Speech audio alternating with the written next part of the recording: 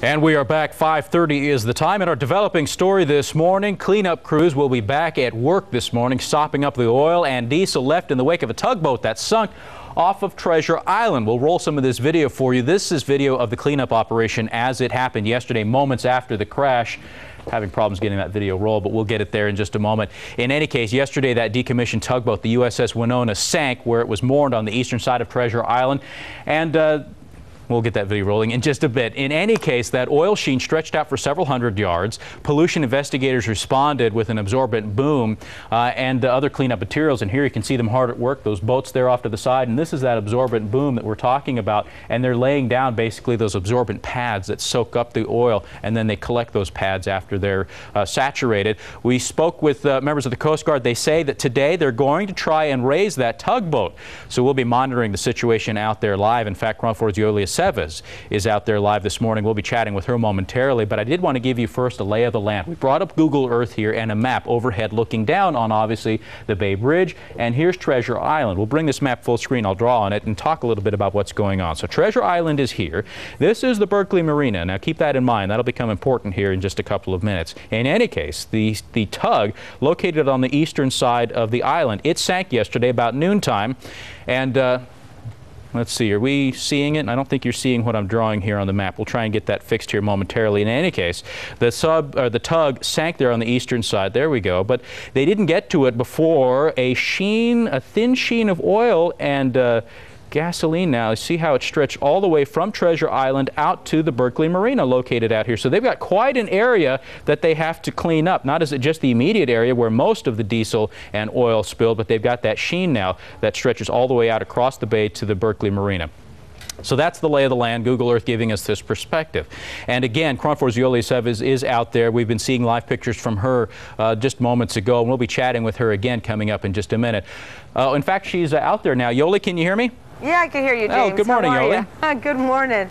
Yeah, the booms are still out here. Not much activity going on at this moment. And it's actually so dark, it's kind of hard to tell where that tugboat sank, because according to the Coast Guard, you're able to see a little bit of the mast. And I'm just guessing, but it's still so dark, it's very hard to tell that may be it around there. But just to give you a show of how it looks out here, so I'm on the back side, or on the east side of Treasure Island, and like you can see the Bay Bridge east span here, and just across there is the Berkeley Marina, and that's where they're saying there's some of that oil slick heading that's along that area as well, but not too big of a spill. They said that it's pretty much a run-of-the-mill spill. It's not anything extraordinary. It's only maybe about anywhere to like maybe up to 35 gallons. Relatively small in comparison to some of the past spills that we've had here in the Bay Area. But they do want to try to contain it and clean it up as quickly as possible. It was the Coast Guard that did the initial cleanup. They now have a private company that's doing the rest of the cleanup. And like you mentioned, they will try to bring up the tug this morning, but in the meantime, they're just letting these booms absorb any of the oil that's just coming up to the surface of the water. Yeah, and it's dark out, but we can definitely see what you're talking about. And it'll be interesting later on today. The Coast Guard said they were going to try and raise that tug out of the water. That's going to be quite an effort. Yeah, especially to try to contain whatever remaining or possible oil that's inside the tug itself. So they really want to try to keep it controlled and undisturbed until they're ready to do that. That's interesting. And they said there is an identical tug located right near where you're standing this morning. Once daylight hits, we'll probably get a better shot of it. But there is one out there, and they actually used that as the model. Oh, is that it there? Well, I'm unclear if it is. I'm guessing. Yeah, because it's the only tug that you see. There's really nobody to confirm it with right now. But, hey, it's right next to the spill, so I think it's a pretty good guess. And it was interesting because they were able to look at that tug, get on it, see where the oil was coming from, and then send divers down to the one on the floor of the bay to actually plug the leak and all that. So kind of interesting how they went about it. Yoli, thank you very much. And KRON obviously will be visiting her live shot again throughout the morning. Let me give you some more quick facts here about the Winona, the tug that sank yesterday. It is a District Harbor tug. with the U.S. Navy.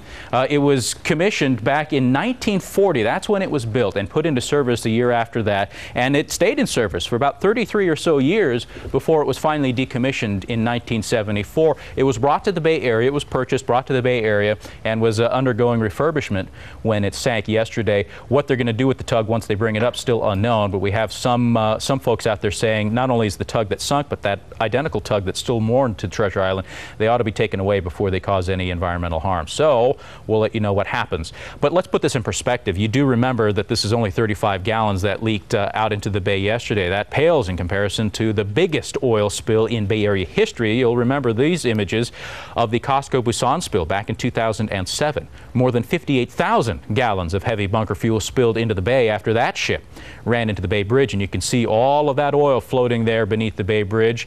It was out there for quite some time. Beaches, of course, were closed because of that spill, and marine life was severely affected for a good number of months there before the marine habitats became viable again. But obviously nothing compared to that, but still a spill, and they're still dealing with it this morning.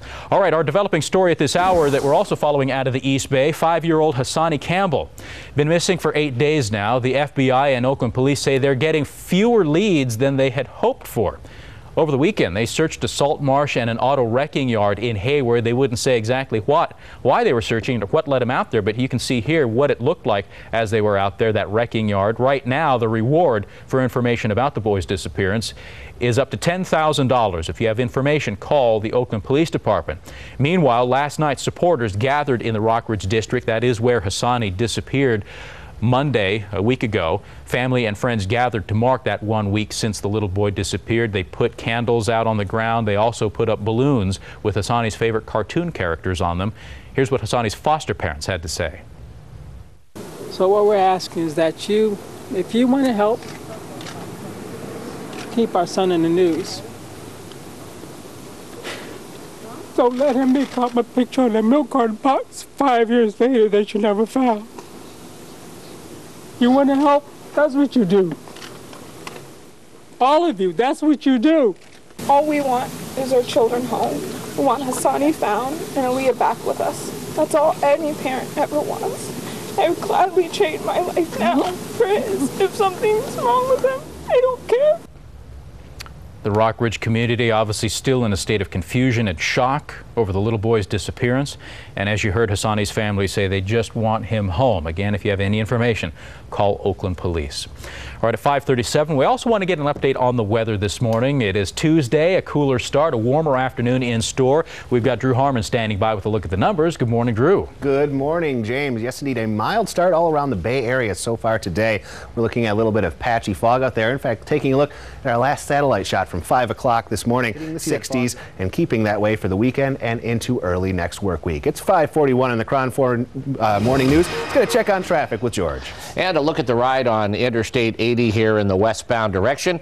As we start with Traffic Tracker, no hot spots for the ride on 80 or around the Bay Area right now. Caltrain, no delays reported, and no problems for BART so far this morning. James. All right, George, thank you very much. 5:41 is the time. We'll have more on our top story coming up in a minute. That sunken ship there off of Treasure Island.